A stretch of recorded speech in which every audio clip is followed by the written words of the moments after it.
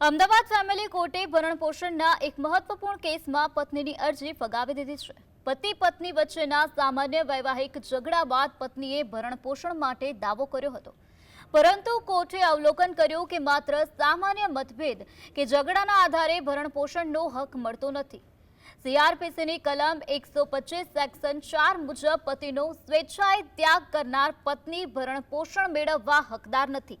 કેસની સુનાવણીમાં બહાર આવ્યું કે પત્ની પોતાની ઈચ્છાથી પતિને છોડીને અમદાવાદ પિયરમાં રહેવા આવી હતી અને પતિ તરફથી તેને છોડી દેવાયાનું સાબિત થયું નથી।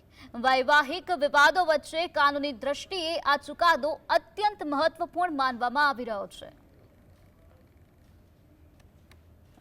કોર્ટે બંને પક્ષોને સાંભળ્યા બાદ અરજદાર પત્નીની ભરણપોષણની અરજી ફગાવી દીધેલ છે અને ભરણપોષણ મેન્ટેનન્સ એક્ટની કલમ 125(4) પ્રમાણે જો પત્નીએ પતિનો સ્વેચ્છાએ ત્યાગ કરેલ હોય, પત્ની ભરણપોષણ મેળવવાને હકદાર રહે